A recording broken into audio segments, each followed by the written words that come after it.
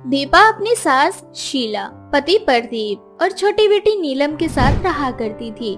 दीपा और उसका परिवार बहुत गरीब था। यदि एक दिन प्रदीप मजदूरी नहीं करता तो उनके घर में चूल्हा भी नहीं जलता। ऐसे ही एक दिन प्रदीप बुखार से तपता हुआ घर आता है और दीपा से बोलता है, दीपा, मेरे सर में बहुत दर्द हो रहा है और तबीयत कुछ ठीक नहीं लग रही। अब दीपा प्रदीप का सर छूकर देखती है और प्रदीप से बोलती है, आपको तो बहुत तेज बुखार है। मैंने आपसे पहले ही कहा था कि आपकी तबीयत ठीक नहीं है, कुछ दिन घर में आराम कर लीजिए, पर आप है जो मेरी सुनते ही नहीं है। बहू, प्रदीप की तबीयत पहले से ही इतनी खराब है और तू उसे ठंडी पट्टी करने के बजाय सुना रही है। माँ जी, आप ही बताइए मैं क्या करूँ? मुझे इनकी फिक्र है, तभी तो मैं इन्हें बोल रही हूँ, पर ये है जो मेरी सुनते ही नहीं है। इस तरह से रोती बिलखती दीपा पड़ोसन से बर्फ मांग कर लाती है और प्रदीप की ठंडी पट्टी करती है। लेकिन पूरी रात बीत जाती है पर प्रदीप का बुखार कम नहीं होता और अगली सुबह होते ही दीपा प्रदीप को डॉक्टर के पास ले जाती है। डॉक्टर उसे एडमिट कर लेते हैं और कुछ दिनों बाद डॉक्टर दीपा से बोलते हैं, आपके पति का बुखार सर पर चढ़ चुका है, नस में खून जाम हो चुका है। अगर आप इन्हें जल्दी से किसी बड़े हॉस्पिटल में नहीं लेकर गई तो आप अपने पति को खो देंगी। डॉक्टर के बात सुनकर दीपा के पैरों तले जमीन खिसक जाती है। दीपा और उसका परिवार बहुत गरीब था। उनके पास इतने पैसे नहीं थे कि वो प्रदीप का इलाज करवा सके और इलाज न होने की वजह से कुछ ही दिनों में प्रदीप दुनिया से चल बसता है। प्रदीप के जाने के बाद दीपा और उसके परिवार पर दुखों का पहाड़ टूट पड़ जाता है और एक दिन दीपा भूख से तड़पती अपनी बच्ची को देख अपनी सास से बोलती है, माँ जी, मैं अपने पति को पहले ही खो चुकी हूँ। मैं अब आपको और अपनी बेटी को नहीं खोना चाहती, इसीलिए मैंने सोच लिया है, हमारे पास जो छोटी सी जमीन रखी है, मैं उस जमीन पर इस साल भुट्टे की खेती करूँगी। पर बहू, खेती करने के लिए तू इतने पैसे कहाँ से लाएगी? माँ जी, मैं सेठ से कुछ पैसे उधार ले लूंगी और भुट्टे की खेती होने के बाद उन्हीं भुट्टों को सेठ के हाथों बेच दूंगी। ठीक है बहू, जैसी तेरी इच्छा। अब इस तरह से शीला सेठ से कुछ पैसे धार लेकर भुट्टे की खेती करती है और उसकी भुट्टे की खेती बहुत अच्छी होती है। इस तरह से अब हर साल दीपा भुट्टे की खेती करके अपने घर को चलाने लगती है। लेकिन दीपा की खुशियाँ देख सेठ से बर्दाश्त नहीं होता और जब इस बार दीपा भुट्टे लेकर सेठ के पास बेचने जाती है तो सेठ दीपा से बोलता है, माफ करना दीपा, पर इस साल मैं तुम्हारे भुट्टे नहीं खरीद सकता क्योंकि इस बार बहुत ही कम दामों पर मुझे दूसरा ग्राहक मिल गया है। पर सेठ जी, आपने ही तो कहा था कि इस बार मैं हर साल से ज्यादा भुट्टे की खेती करूंगी तो आप मुझे ज्यादा पैसे देंगे, और इसीलिए मैंने इस बार केवल भुट्टे की ही खेती की ताकि मेरा और आपका दोनों का ज्यादा मुनाफा हो, और आप मना कर रहे हैं। हाँ, क्योंकि मैंने कम दामों पर तुमसे भी अच्छे भुट्टे किसी और से ले लिए हैं। इस तरह से सेठ दीपा से उसके भुट्टे नहीं लेता और बेचारी दीपा रोती हुई अपने भुट्टे लेकर घर जाने लगती है। लेकिन तभी रास्ते में वो एक छोटे से भूखे बच्चे को देखती है जो दीपा के हाथ में भुट्टे का कट्टा देख उससे बोलता है, आंटी, मुझे बहुत भूख लग रही है, क्या आप मुझे अपने भुट्टे दे सकती हैं? क्यों नहीं बेटा, तुम जितने चाहो उतने भुट्टे ले सकते हो, पर तुम इन भुट्टों को खाओगे कैसे? तुम्हारे घर पर तुम्हारी माँ या कोई बड़ा है? मेरा इस दुनिया में कोई नहीं है और मैं भीख मांगकर अपना पेट भरता हूँ। उस बच्चे की बात सुनकर दीपा को उस बच्चे पर दया आती है और वो उस बच्चे को अपने साथ अपने घर ले जाती है और अपनी बेटी की तरह उसे अपने हाथों से खाना खिलाती है।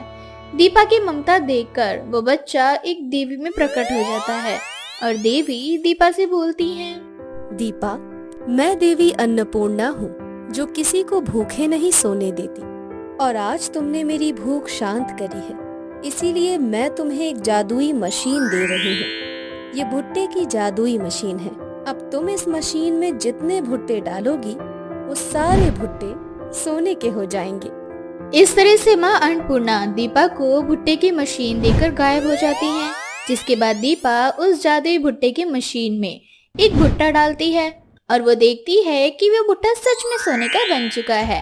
अब क्या था, अब दीपा जादुई भुट्टे की मशीन से कुछ भुट्टों को सोने का बना लेती है और उन्हें बेचकर उनसे मिले पैसों से सबसे पहले अपने घर की आर्थिक स्थिति ठीक करती है और देखते ही देखते पहजल दीपा एक छोटे घर से बड़ा घर बना लेती है और अपनी बेटी को बहुत अच्छे स्कूल में पढ़ाने लगती है। अब दीपा के पास वो सारी सुख सुविधाएं थी जो सेठ के पास भी नहीं थी। दीपा की सफलता देख सेठ खुद से बोलता है, गरीब विधवा दीपा जो मेरी बदौलत अपना घर चला पा रही थी, इतनी अमीर कैसे हो गई? आज उसके पास वो सारी सुख सुविधाएं हैं जो मेरे पास भी नहीं है। इतना सोचकर सेठ दीपा के घर जाता है और दीपा के ऊपर नजर रखने लगता है। इस बात से अनजान दीपा जादुई भुट्टे की मशीन में भुट्टे डालने लगती है और वो सारे साधारण भुट्टे सोने के भुट्टे में तब्दील हो जाते हैं। ये देख सेठ खुद से बोलता है, तो ये है वो जादुई भुट्टे की मशीन जिसके जरिए ये गरीब दीपा आज करोड़पति बनी है। पर कोई बात नहीं सेठ, अब ये मशीन तेरी होगी और तू अमीर से अरबपति बन जाएगा। इस तरह से सेठ ख्याली पुलाव पकाने लगता है और खुली आंखों से सपना देखता है कि जादुई भुट्टे की मशीन उसके पास है और वो उस मशीन में जो कुछ डाल रहा है वो सब कुछ सोने का बनकर निकल रहा है। ये सपना देखकर अब सेठ रात होने का इंतजार करता है और रात होते ही वो दीपा के घर से जादुई भुट्टे की मशीन को चुरा लाता है।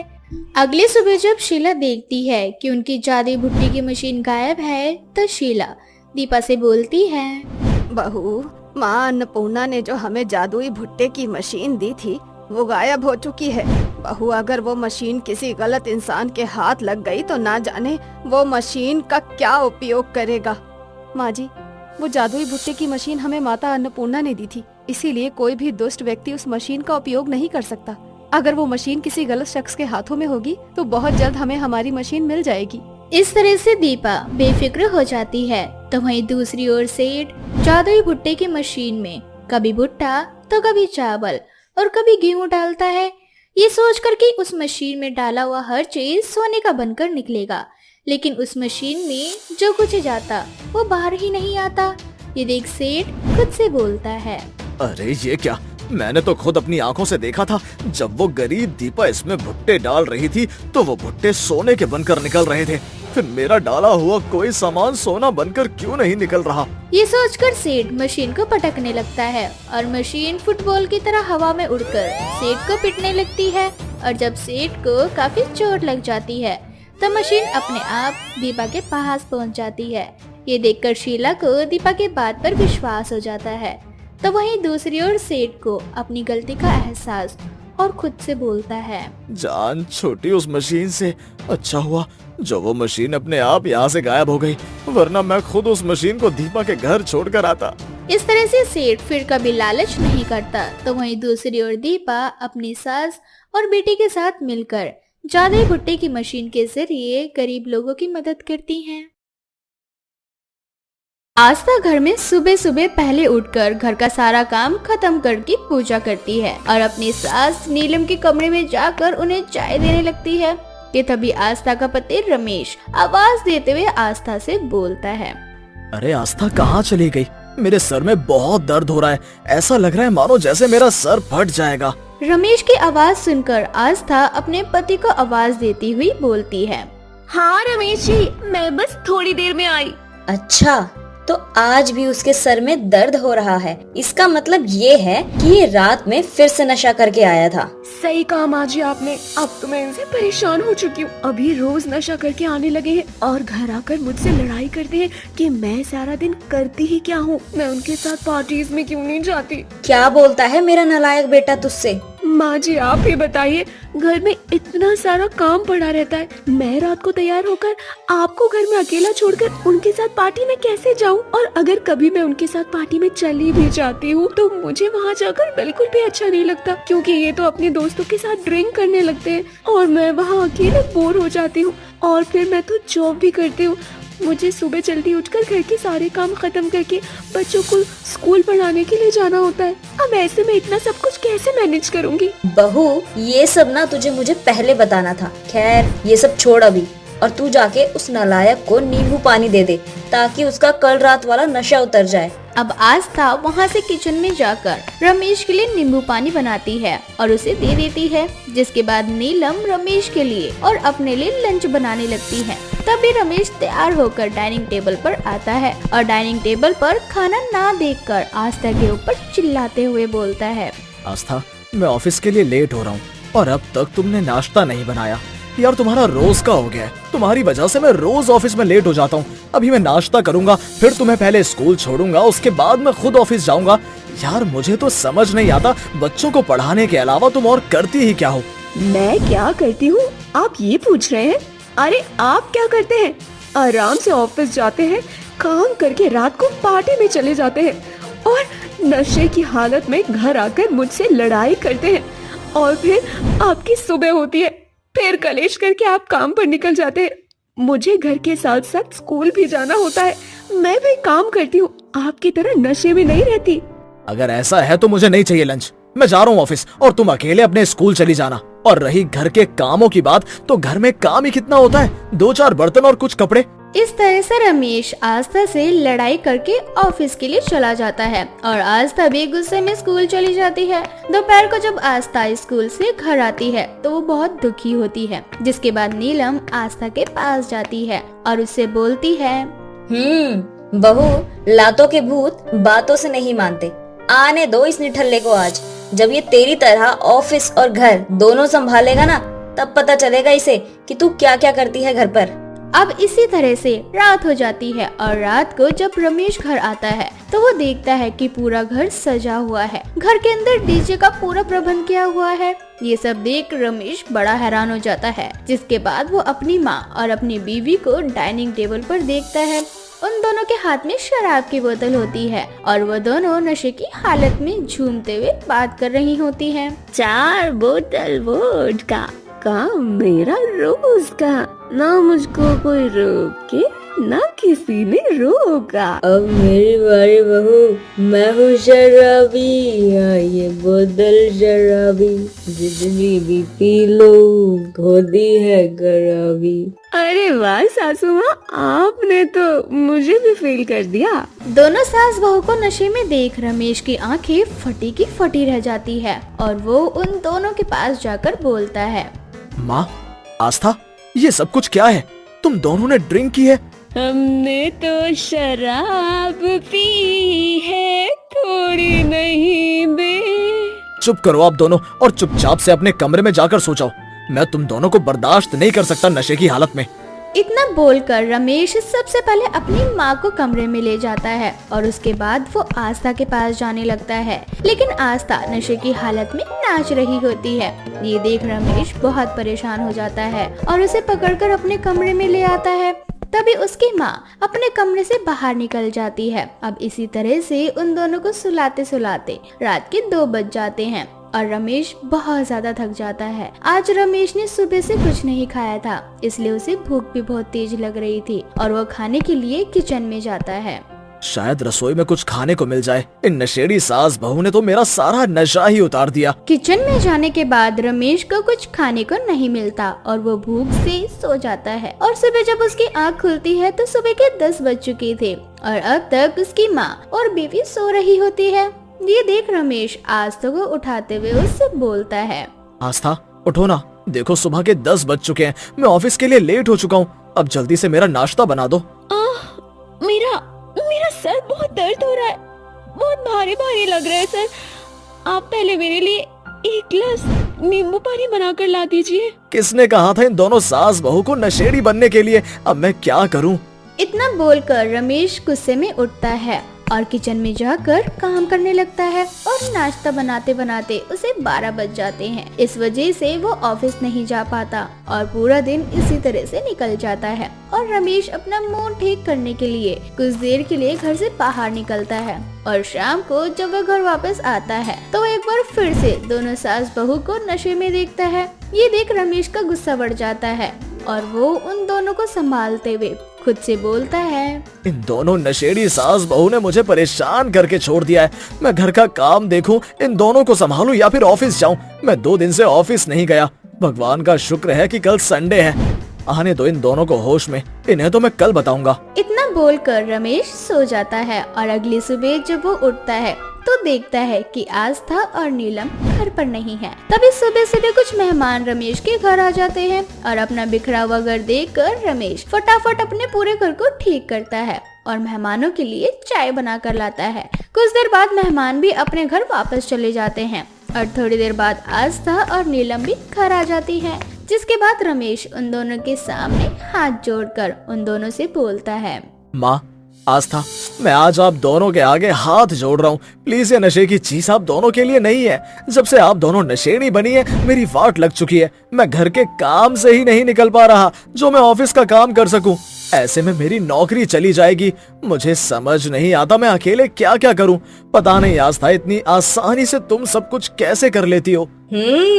हम तो तुझे सबक सिखाना चाहते थे बेटा, इसीलिए हम दोनों सास बहू ने नशेड़ी होने का नाटक किया। और आज हम दोनों को बहुत अच्छा लग रहा है कि तुझे अब समझ आ चुका है कि आस्था घर परिवार ऑफिस सब कुछ कितने अच्छे से मैनेज करती है। और हाँ बेटा, अब मुझे तुझसे यही उम्मीद है कि तू अब से नशे में घर नहीं आया करेगा और मेरी प्यारी बहू से लड़ाई भी नहीं करेगा। आई एम सॉरी आस्था, मुझसे गलती हो गई। अब से ये गलती दोबारा नहीं होगी।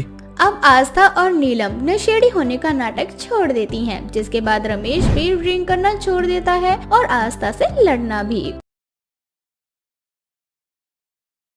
अंकिता सुनीता की इकलौती बेटी थी। सुनीता बहुत गरीब थी, लेकिन उसने इतनी गरीबी में भी अपनी बेटी को कभी घर से बाहर नहीं जाने दिया, क्योंकि वो डरती थी कहीं उसकी बेटी घर से बाहर गई तो लोगों को उसके जादुई बालों का राज न पता चल जाए और कहीं लोग अंकिता से ईर्ष्या न करने लगे। इसलिए सुनीता जब भी फैक्ट्री के लिए जाया करती तो अंकिता को घर में बंद करके ही जाया करती।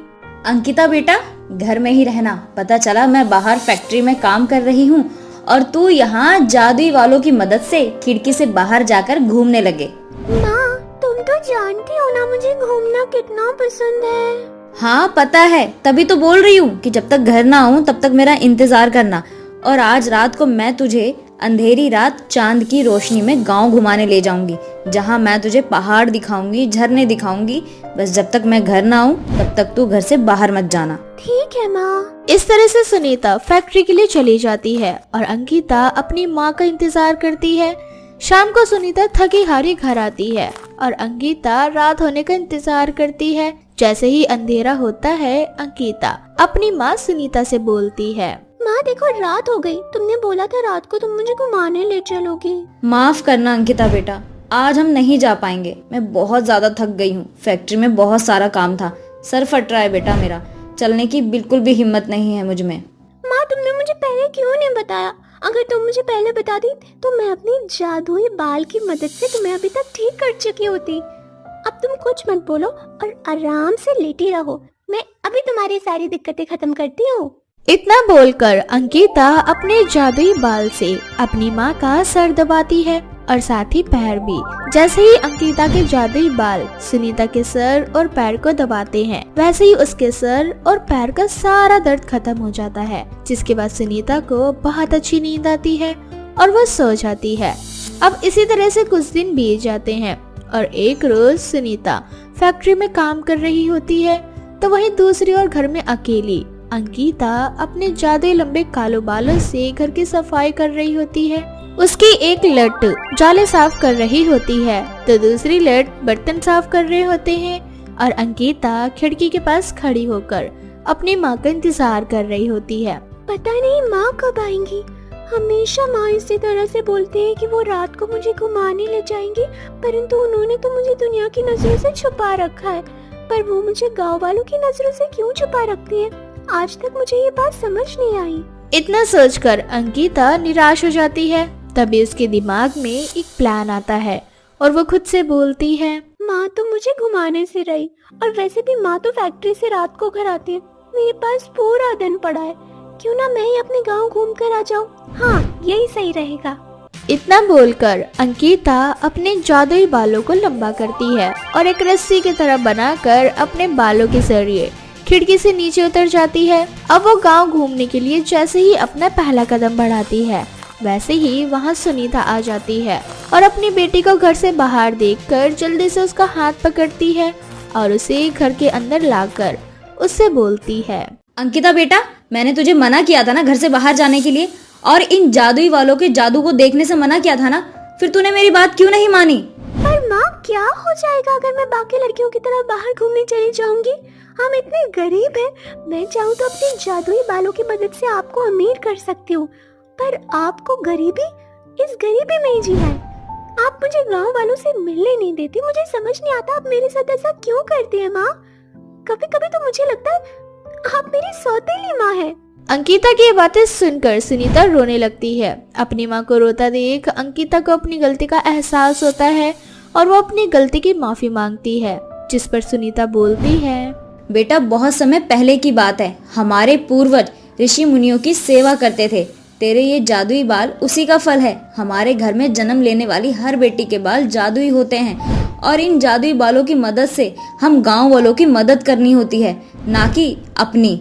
लेकिन बहुत समय पहले जब तू छोटी थी तब तेरी बुआ के बाल भी जादुई थे और तेरी बुआ हमारे ही दुश्मन के बेटे से प्यार कर बैठी और उनसे शादी कर ली। जब ये बात तेरी दादी को पता चला तो फ्लैशबैक। कोमल बेटा, ये तूने क्या किया? ये लड़का तेरे लिए सही नहीं है। इसने सिर्फ तेरे जादुई बालों की शक्तियाँ छीनने के लिए तुझसे शादी की है। माँ, अमित ऐसा नहीं है। तुम अमित को गलत समझ रही हो। इस तरह से कोमल अपनी माँ को समझाने लगती है और तभी अमित पीछे से उसके जादुई बाल काट देता है। बाल काटते ही कोमल के बालों की सारी शक्तियाँ चली जाती है, जिसके बाद अमित हंसता हुआ कोमल से बोलता है, तेरी माँ बिल्कुल सही बोल रही है। मुझे तुझसे नहीं, तेरे जादुई बालों से प्यार है। अब मैं तेरे इन जादुई बालों को अपने साथ अपने लैब में ले जाऊंगा और इन पर एक्सपेरिमेंट करूंगा और इनसे निकलने वाली सारी शक्तियों को अपने अंदर समाहित कर लूंगा। अमित, तुमने मुझे धोखा दिया है। मैं तुम्हारा ये धोखा जिंदगी भर याद रखूंगी। अमित हंसते हुए वहाँ से जाने लगता है कि तभी छोटी सी अंकिता, जो उस समय 2 साल की थी, वह अपनी जादुई बाल की मदद से अमित का गला दबा देती है और वहीं पर अमित की मौत हो जाती है। और बाल काटने की वजह से कोमल की सारी शक्ति उससे छीन जाती है और वो भी एक साधारण लड़की की तरह अपना जीवन जीने लगती है। Flashback out. बस इसीलिए मैं तुझे घर से बाहर नहीं जाने देती। गांव वाले से दूर इस घर में तेरे साथ रहती हूँ। मुझे अमीर बनने का लालच नहीं है। बस मैं इतना चाहती हूँ कि जो तेरी बुआ के साथ हुआ वो तेरे साथ ना हो। बेटा, ये जादुई बाल तुझे वरदान में मिला है और इसकी हिफाजत तुझे ही करनी होगी। तुझे ऐसे लड़के से शादी करनी होगी जो तेरे बाल से नहीं बल्कि तुझसे प्यार करे। सारा सच जानने के बाद अंकिता अपनी माँ की सारी बातें मान लेती है, पर समय यूं ही बीत जाता है और एक दिन सुनीता फैक्ट्री से घर नहीं आती। अंकिता को अपनी माँ की फिक्र सताने लगती है और वो अपनी माँ को ढूंढने के लिए पहली बार घर से बाहर निकलती है, जहाँ उसकी मुलाकात रवि नाम के एक लड़के से होती है, जो अंकिता की सुनीता को ढूंढने में उसकी मदद करता है। लेकिन अंकिता को सुनीता नहीं मिलती, जिसके बाद अंकिता रवि के साथ अपने घर आती है, जहाँ वो अपनी माँ को देखती है। अपनी माँ को देखकर अंकिता को बहुत खुशी होती है और वो अपनी माँ के गले लगकर अपनी माँ से बोलती है, माँ, तुम कहाँ चली गई थी? तुम्हें तो पता है मैं कितना डर गई थी।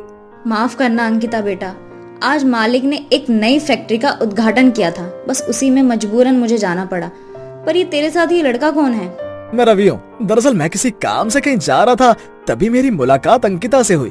अंकिता बहुत परेशान थी तो मैंने सोचा कि क्यों ना मैं इसकी मदद करूँ। वैसे भी मुझे लड़कियों की मदद करना बहुत पसंद है। मदद करने के लिए शुक्रिया, लेकिन अब तुम अपने घर जा सकते हो। इस तरह से सुनीता रवि को जाने के लिए बोलती है। उस समय तो रवि चला जाता है, लेकिन उसके दिलो दिमाग पर अंकिता का फितूर चढ़ जाता है और समय यूं ही बीत जाता है। अब अंकिता और रवि एक दूसरे से प्यार करने लगते हैं। अब रवि को अंकिता के जादुई बाल का सच पता चल जाता है, पर फिर भी वो अंकिता से ही प्यार करता है। और जब ये बात सुनीता को पता चलती है तो उन दोनों की शादी करवा देती है, जिसके बाद वो दोनों एक दूसरे के साथ हमेशा खुश रहते हैं। अब अंकिता अपने जादुई बालों की मदद से बीमार लोगों की सेवा करना शुरू कर देती है। भूतों की बारात। कोसी नाम का एक छोटा सा गांव था। उस गांव के पास एक नदी गुजरती थी, परंतु कोई भी उस नदी के आसपास भी नहीं जाता था। ऐसे ही एक दिन राजू नाम का एक व्यक्ति अपनी माँ के पास जाता है और बोलता है, माँ माँ माँ, आज मैं बहुत खुश हूँ। पता है आपको, आज कितने दिनों बाद मुझे एक बहुत बड़ी शादी का प्रोजेक्ट मिला है। अरे वाह बेटा, ये तो बहुत अच्छी बात है। वैसे कब की शादी है और तुझे घर से कब निकलना है और कितनी दूर है शादी? माँ, 3 दिन के लिए ही जाना है और ये शादी कोई बहुत ज्यादा दूर नहीं है। अपनी कोसी नदी है ना, उसके पीछे वाला गांव है, बस उसी में शादी है, वहीं जाना है। क्या? कोसी नदी के पीछे वाले गांव में? वहां जाने के लिए तो तुझे नदी पार करनी पड़ेगी बेटा। अच्छा सुन, तू दिन को ही चले जाना और जब वहां से वापस आएगा तो भी दिन को ही आना, रात को मत आना। माँ, शादी रात को है और रात का चक्कर तो लगेगा ही ना। और वैसे भी कौन सा गांव दूर है, पास में ही तो है। नदी पार करके ही तो जाना है। तुम चिंता मत करो, मैं कल शाम को निकल रहा हूँ। नहीं, तू कल शाम को नहीं जाएगा, तू कल दिन में यहाँ से निकल जाना। पर माँ। बेटा, कभी तो माँ की बात मान लिया कर। अच्छा ठीक है। अपनी माँ के कहने पर राजू अपना सामान पैक कर लेता है और अगले दिन अपने काम के लिए घर से निकल जाता है। ऐसे ही 3 दिन बीत जाते हैं, परंतु आते समय राजू रात को कोसी नदी से होकर घर के लिए आ रहा होता है। राजू जैसे ही कोसी नदी पार करता है, तभी उसके कानों में बैंड बाजे की आवाज आती है। लगता है आज भी किसी की शादी है। देखूं तो जरा कि आखिर रात के 2 बजे किसकी बारात जा रही है। इतना बोलकर राजू नदी के पास जाने लगता है, जहाँ वो दूर से खड़े होकर कुछ बारातियों को देखता है, परंतु बाराती बड़े अजीब थे। उन्हें देखने के लिए राजू थोड़ा और करीब जाता है तो देखता है कि उस बाराती में सभी लोग मरे हुए हैं। वो किसी इंसान की बारात नहीं थी, बल्कि भूतों की बारात थी। भूतों की बारात देखकर राजू खुद से बोलता है, ये तो भूतों की बारात है, मुझे यहाँ से जाना चाहिए। ये सोचकर राजू वहाँ से जाने ही लगता है कि तभी वो देखता है कि जिस जगह पर बाराती नाच रहे होते हैं, वहाँ की जमीन धंसने लगती है और धीरे धीरे करके सभी मृत भूत जमीन के नीचे दलदल में चले जाते हैं। ये सिलसिला देख राजू के तो रोंगटे खड़े हो जाते हैं। अब वो थोड़ा आगे बढ़ता है।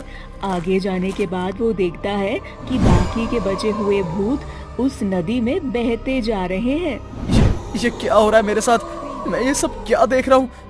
इस बारात के सभी लोग तो पहले से ही मरे हुए हैं, तो फिर ये सब पानी और इस दलदल में कैसे डूबकर मर सकते हैं? लगता है माँ की बात न मानकर मैंने बहुत बड़ी गलती कर दी। मुझे यहाँ से भागना चाहिए। इतना बोलकर राजू वहाँ से भागने लगता है कि तभी उसका पूरा शरीर जम जाता है और वो अपनी जगह से हिल भी नहीं पाता। मैं अपनी जगह से भाग क्यों नहीं पा रहा? राजू खुद को वहाँ से छुड़ाने की कोशिश कर ही रहा होता है कि तभी उसके सामने एक औरत आती है और उससे बोलती है, सर मेरे पति को बचा लो। वो इस बारात में आए थे, परंतु अब वो इस नदी में डूब रहे, उन्हें तैरना नहीं आता। प्लीज मेरे पति की जान बचा लो। पर मैं तो अपनी जगह से हिल भी नहीं पा रहा। तभी वो औरत जोर जोर से रोने लगती है। तभी वहाँ कुछ और औरतें आ जाती हैं और वो भी राजू से अपने पति को बचाने की बात बोलने लगती हैं और वो सारी की सारी एक साथ मिलकर रोने लगती हैं। कुछ देर बाद सारी औरतें गायब हो जाती हैं। उसके बाद एक आदमी राजू के पास आता है जो उसकी आंखों को देखता है। राजू उसकी आंखों को देखकर सम्मोहित हो जाता है और उस आदमी के पीछे पीछे चलने लगता है। अब राजू भी नदी की ओर जाने लगता है कि तभी वहाँ राजू का भाई मोनू आता है और वो उसके ऊपर कुछ राख जैसी चीज फेंक देता है। कुछ देर बाद राजू की आंख खुलती है और वो अपने सामने अपनी माँ और भाई को देखता है। मैं यहाँ घर पर कैसे? मैं तो कल रात और वो भूतों की बारात, ये सब कुछ क्या हो रहा है मेरे साथ? अरे भाई, अब तुम ठीक हो? कल रात को मैं तुम्हें घर लाया था। जब रात को मैं तुम्हारे पास गया तो मैंने देखा कि तुम उस नदी में डूबने जा रहे हो। बस फिर मैंने तुम्हारे ऊपर बालाजी से लाया हुआ ये भभूत डाल दिया और तुम बेहोश हो गए, जिसके बाद मैं तुम्हें घर ले आया। तुम्हें कैसे पता चला कि मैं रात को घर आ रहा हूँ? मैं बताती हूँ तुम्हें आज पूरी बात बेटा। कहा जाता है कि एक बार एक बारात कोसी नदी से गुजर रही थी, पर तभी मौसम एकदम से खराब हो गया। उस नदी के आसपास की जमीन धंसने लगी, साथ ही दूल्हा जो पुल पर था वो पुल भी टूट गया और बाराती में शामिल सभी लोग मर गए। पर जब बारातियों में शामिल आदमियों की बीवियों को ये खबर मिली तो वो सब लोगों ने अपने पतियों को बचाने की मदद मांगी, परंतु सबको मालूम था कि अगर वो लोग उधर गए भी तो उनकी मौत तो पक्की है। इसीलिए सभी ने उन औरतों की मदद करने से भी मना कर दिया, जिसके बाद वो सारी औरतें खुद अपने पतियों को बचाने के लिए वहां चली गई और खुद भी मर गई। बस तभी से वो बारात हमेशा रात को वहां आती है और वहां से गुजरने वाला जो भी व्यक्ति उस बारात को देखता है वो बारात उस आदमी को अपने में शामिल कर लेती है और उस इंसान की भी मौत हो जाती है बेटा। तभी यही घटना रात को मुझे भी दुखी थी, पर माँ मोनू को कैसे पता चला कि मैं वहाँ हूँ? तू कल दोपहर में घर नहीं आया, जिसके बाद मुझे बड़ी बेचैनी होने लगी और फिर रात को मैंने तेरी कंपनी को फोन किया। हेलो, मैं राजू की माँ बोल रही हूँ।